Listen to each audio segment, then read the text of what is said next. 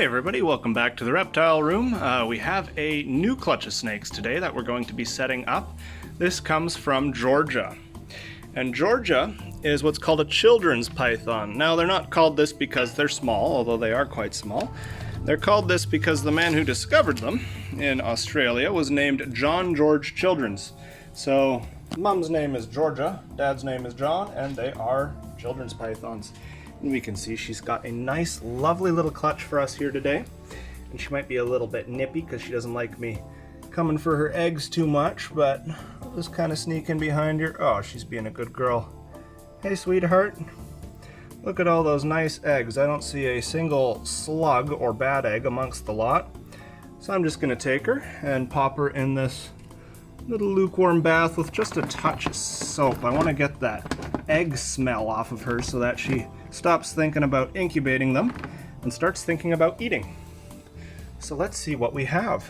2, 4, 6, 8, 10, 12 beautiful little eggs from this girl.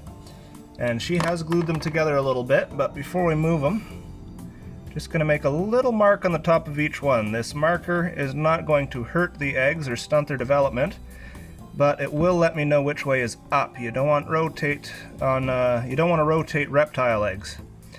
So that's just extra insurance for when I'm moving them over. I keep that orientation.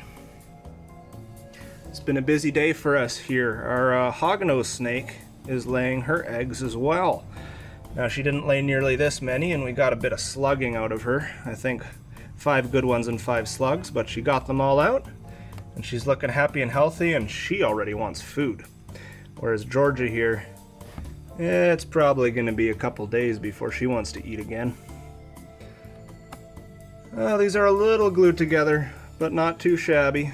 Looks like they've just started to adhere them together, so I want to make sure that I kind of rotate the eggs off of each other as opposed to just pulling straight, because I don't want these eggs to rupture. I just want them to come apart real nice and real smooth so I can get them all set up. Now these ones are glued together really well and even glued on the bottom, so I want to be super careful that I don't rupture them.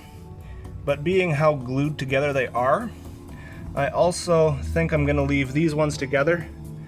They actually do that in the wild so that the eggs don't roll and they stay upright, and as a thermal bridge so that all these connections, they're sharing heat so that they all stay a similar temperature during incubation. Of course I'm putting them in an incubator, so that doesn't make a huge difference. So those are the eggs. Now we're just going to quickly give her bin a little cleanup just to make sure that eggy smell is gone.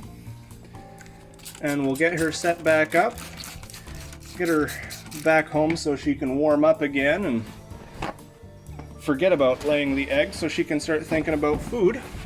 And then in the next couple days here, I'll offer her a nice, lovely frozen thawed mouse so she can fatten back up. Laying 12 eggs takes a bit out of you, I imagine. There we go. I just like to use paper towel in these rack systems. It keeps things nice and sterile. And of course I have the bin quite empty right now, more or less just a water bowl. Generally speaking, I would have some hides and some climbing structure in here. But when she is at that point where all she wants to do is lay eggs and get them out, I take a lot of that stuff away. Mostly so she doesn't hurt herself too much on it. She spends that a couple weeks prior to laying eggs more or less just curled up under the paper anyways on the heat source. Okay, so we have our lovely little eggs here. We have it all labeled, and you can see I've got most of the vent holes blocked off on this box, and that's because I want it to stay nice and humid in that box. Okay, so here we go. Hey mama, there she is. Good work, sweetheart. Come here, we're going back home now. I can see down her body. I don't even have to feel her in this case because she's all stretched out, but no eggs left in her, so I don't need to worry about egg binding or trying to get those out. She's done it all very well by herself. Come on, Georgia, where are you going? Good job, sweetheart. I'll see you in a day or so. Thanks for tuning in, everybody, and I will see you next time.